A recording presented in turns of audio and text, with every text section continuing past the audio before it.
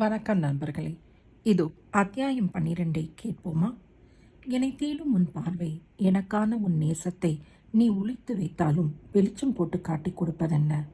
இவர்தான் Carver Marsh. Aarthi சுட்டி காட்டினாள். ஸ்வெட்டரை மீறி துடைத்த பனியில் வெடுவெடுத்தபடி பார்த்தாள் பிரீத்தி.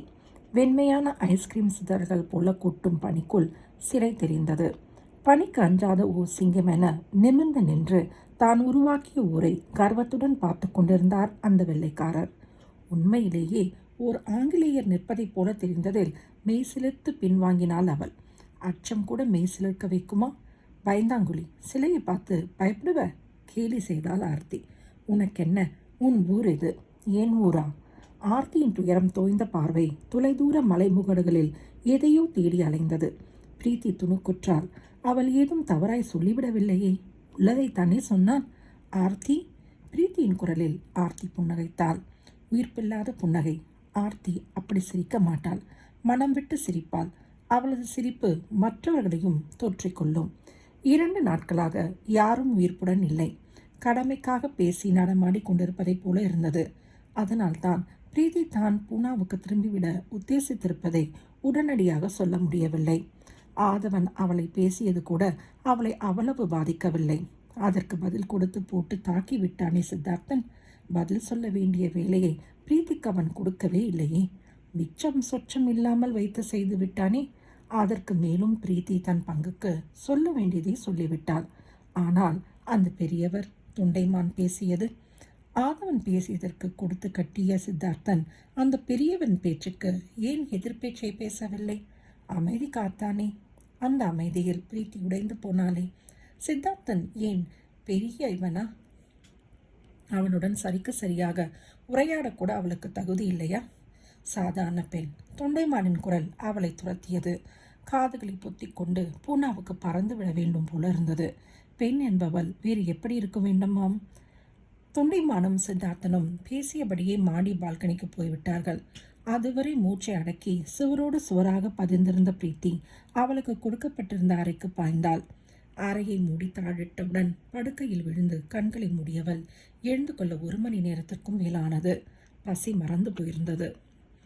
அடுத்த 2 நாட்களும் பிரீத்தி சித்தார்த்தனின் கண்களில் பட்டுவிடாமல் ஒளிந்து மறைந்து இருந்தாள். அவ்வளவு பெரிய அரண்மனையில் ஒருவன் கண்களில் படாமல் ஒளிந்து மறைந்திருப்பது ஒன்றும் சிரமமானதாக இல்லை. விசாகாவும் அதைத்தான் சொன்னாள். எதையோ தொலைத்துவிட்ட ஏக்கத்துடன் அண்ணன் மகளிடம் இறைஞ்சினாள். பிரீத்தி, அவன் கூட பேசாதே. எவன் கூட அத்தை? விசாகா ஆதவனைத்தான் சொல்கிறாள் என்று நினைத்தாள் பிரீத்தி. மகன் பேசியதற்காக மனம் மருந்திய அண்ணன் மகளிடம் ஆதவனுடன் பேசாதே என்று ஆறுதல் சொல்கிறாள் என்று நினைத்தாள். இல்லை, அப்படி இல்லை. சித்தார்த்தனுடன் பேசாதே என்று விசாகா சொன்னான். அத்தை, ஆதவன் பேசிய தோணி வேண்டுமானால் தவறாக இருக்கலாம். அவனுடைய கோபத்தில் தவறில்லை. நீ என்னுடைய அண்ணனின் மகள். நான் இருக்கும் இடத்திற்கு விருந்தாளியாக வந்திருக்கிறாய். உனக்கு ஆதவன் தான் முக்கியமானவனாக இருக்க வேண்டும். அவளுடைய விசாகா அத்தையா இப்படி பேசுவது? அவள் நியாயவாதியாயிற்றே. வாழ்வின் போராட்டத்தில் நியாய அநியாயங்கள் மாறிவிடும் பிரீத்தி, ஆர்த்தி சொன்னாள். 2 நாட்களாக அறையை விட்டு வெளிவராமல் அறைக்குள்ளேயே அடைந்து கிடந்த பிரீத்தியை வா வெளியே போய்விட்டு வரலாம் என்று இழுத்து கொண்டு வந்தது ஆர்த்தி தான். பிரீத்திக்கும் அது தேவையாக இருந்தது. பனியும் மழையும் பொழிவதை கண்ணாடி கதவுகள் வழியே பார்த்தபடி அறைக்குள் முடங்கியிருப்பது கொடுமையிலும் கொடுமை. பிரீத்தி ஆர்த்தியுடன் வெளியே வந்திருந்தாள். அது இது என ஆர்த்தி பேசிக்கொண்டே தான் வந்தாள்.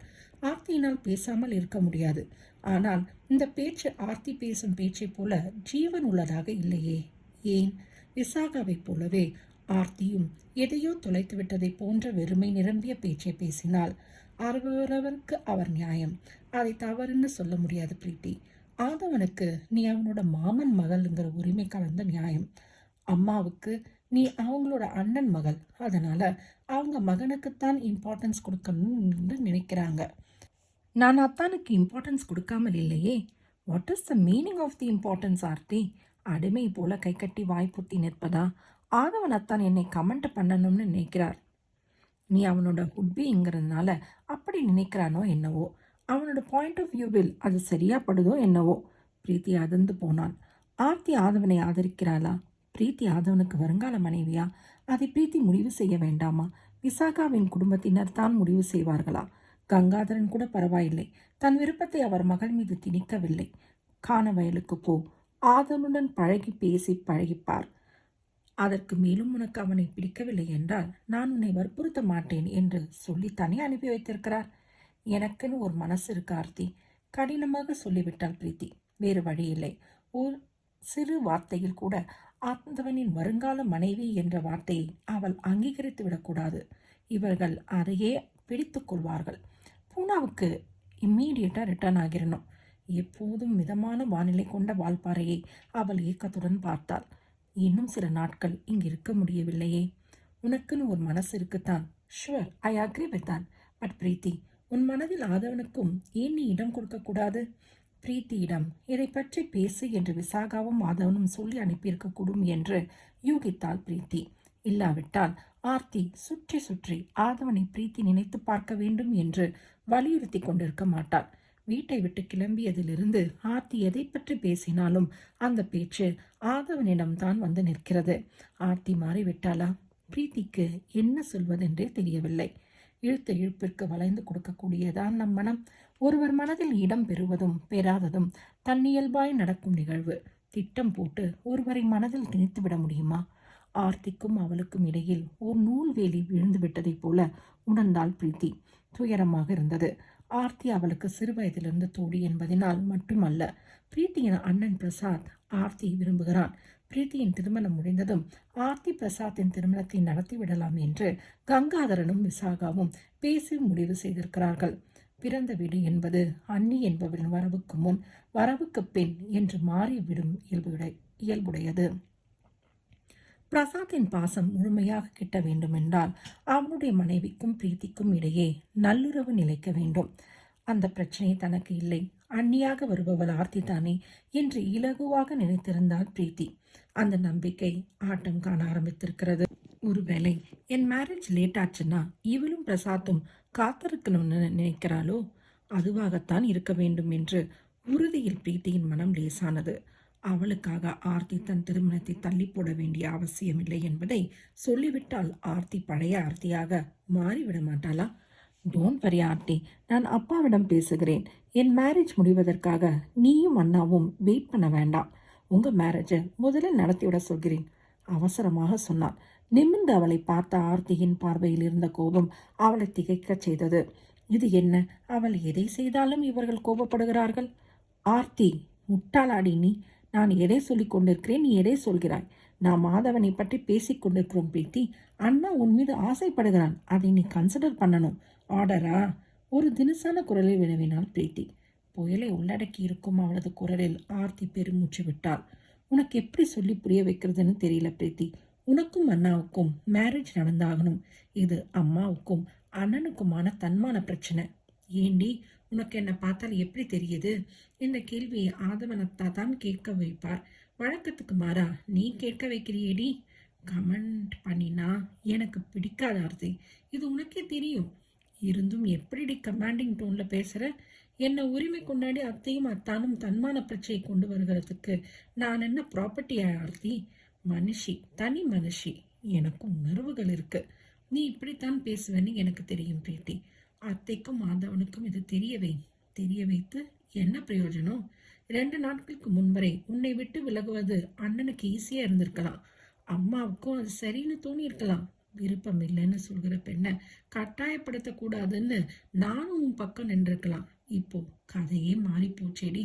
சொல்லி அடிப்பவன் நான் அப்படின்னு சொல்லிட்டாரேடி. ஆர்த்தி அவர் என்று சொன்னது சித்தார்த்தனை என்பதில் பிரீத்தி புருவங்களை உயர்த்தினாள். ஆதவனை ஆர்த்தி அவன் இவன் என்று தான் குறிப்பிடுபவள். அவர் இவர் என்பது சித்தார்த்தனை மட்டும்தான். உன்னிடம் அண்ணா தனிப்பட்ட உரிமை கொண்டாட முடியாது. உனக்கு அவர் ஊரை சுட்டி காட்டுவார், பேசி பழகுவார். அதில் ஒளிவு மறைவு கிடையாதுன்னு அவர் சொல்லிட்டாரே பிரீத்தி. அதுக்கு இது எப்பேற்பட்ட சவால் உனக்கு தெரியாது பிரீத்தி. இதில் அண்ணன் தோற்றுவிடக்கூடாதுன்னு அம்மா நினைக்கிறாங்க. உனக்கு அம்மாவின் குணம் தெரியும் பிரீத்தி. அவங்க யாரையும் ஃபோர்ஸ் பண்ண மாட்டாங்க. இன்னும் சொல்ல போனா அண்ணாவா பிரீத்தியான்னு கொஸ்டின் வந்தா அம்மா உன் பக்கம் தான் நிற்பாங்க. ஆதவனுக்கு வேறு பெண்ணை தேடுவாங்க. இப்போ அப்படி இல்லையேடி. நீ அண்ணாவை மேரேஜ் பண்ணியே ஆகணும்னு அம்மா பிடிவாதமா இருக்காங்கடி. அவங்க பிடிவாதமா இருந்தா எனக்கு என்ன வந்தது பார்த்தி? அவங்க சூசைட் பண்ணிக்கிட்ட உனக்கு ஒன்றும் இல்லையா பிரீத்தி? ஆண்ட குரலில் ஆர்த்தி கேட்டதில் அதிர்ந்து போனாள் பிரீத்தி. இது என்ன, பிளாக்மெயிலா? அத்தையின் குடும்பம் அவளை பிளாக்மெயில் செய்கிறதா?